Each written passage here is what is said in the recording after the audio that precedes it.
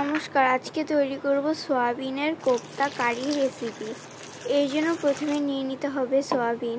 এবার এটাকে জল দিয়ে ধুয়ে নিতে হবে ও ভিজিয়ে রাখতে হবে। আর নিয়ে নেব আলু কুচি। খুব ভালো মতো সব একসাথে ধুয়ে নিয়ে এরপর সয়াবিনগুলোকে ভিজিয়ে রেখে দেব।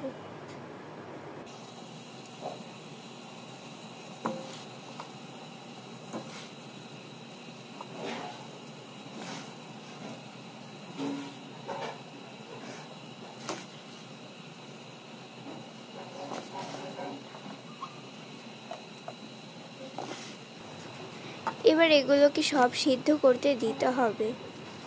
আলু ও সয়াবিনগুলোকে সিদ্ধ করতে দিয়ে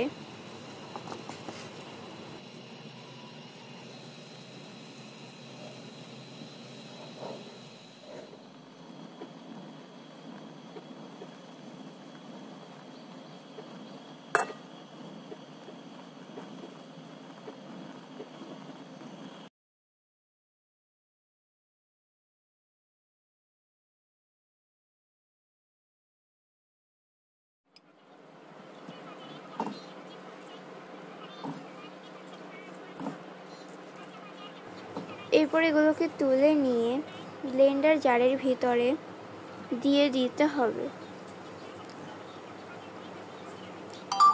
সয়াবিনগুলোকে দিয়ে ব্লেন্ডার জারের ভিতরে শুধু সয়াবিনগুলোকে দিয়ে এরপর ব্লেন্ড করে নেব।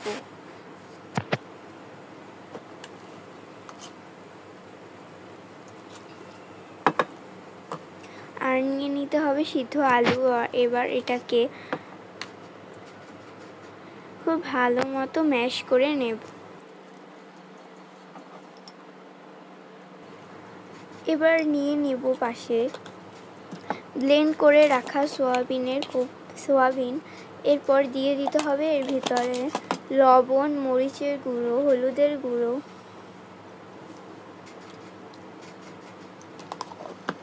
বেসন,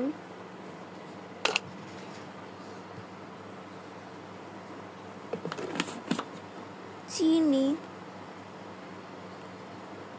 আটা,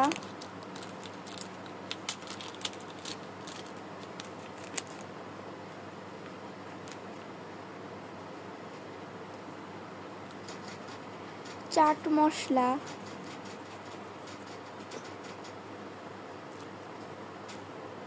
কাসুরি মেথি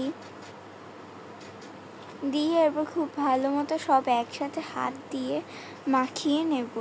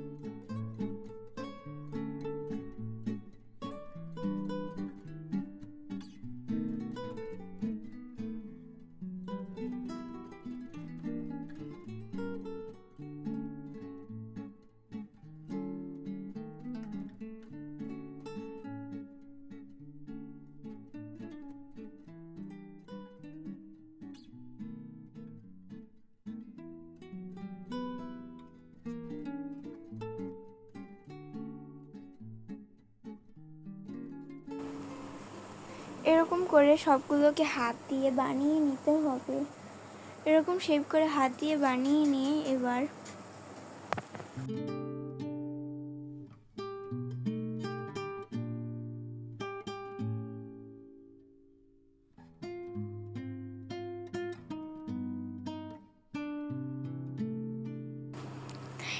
এগুলোকে এভাবে ফ্রিজে সংরক্ষণ করেও রেখে দিতে পারি।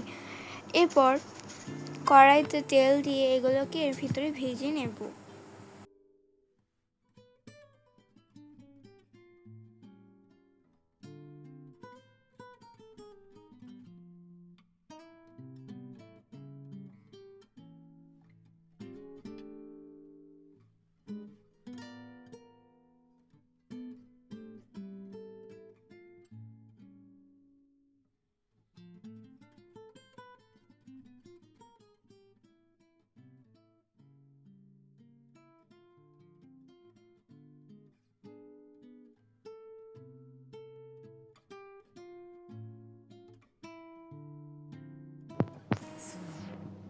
এরপর তুলে নিয়ে কড়াইতে আবার তেল দিয়ে এর ভিতরে দিয়ে দিতে হবে জিরা, তেজপাতা, শুকনো মরিচ, দারচিনি দিয়ে এরপর খুব ভালো মতো সব একসাথে নাড়িয়ে নেব।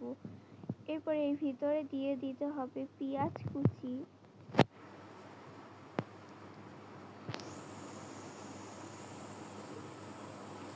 এরপর নিয়ে নেব লবণ, হলুদের গুঁড়ো, মরিচের গুঁড়ো, জিরার গুঁড়ো, জল দিয়ে খুব ভালো মতো মিশিয়ে নেব।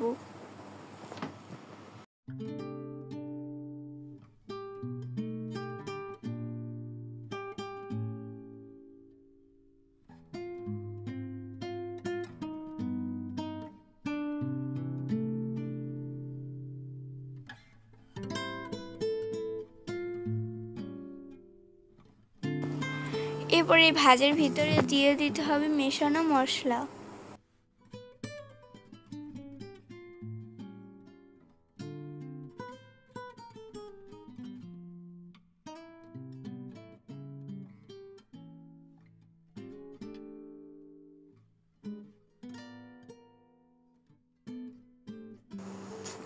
এবার দিয়ে দেব জিরা বাটা,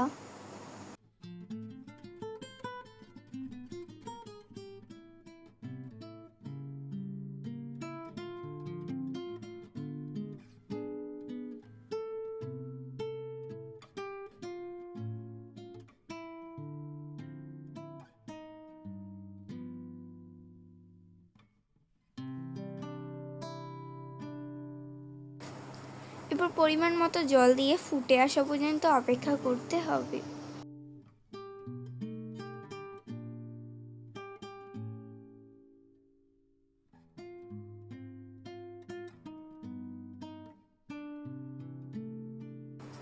এবার যে কোপ্তাগুলোকে ভেজে রেখেছিলাম এবার এগুলোকে দিয়ে দেব।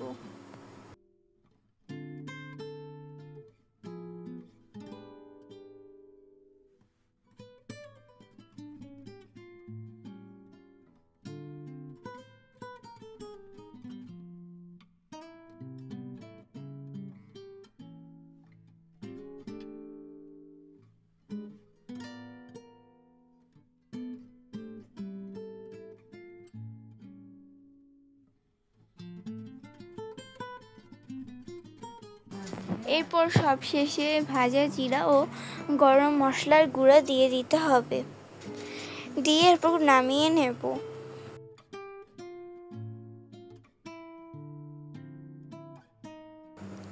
ব্যাস তাহলেই তৈরি হয়ে যাবে মজাদার সোয়াবিনের কোপ্তা কারি রেসিপি।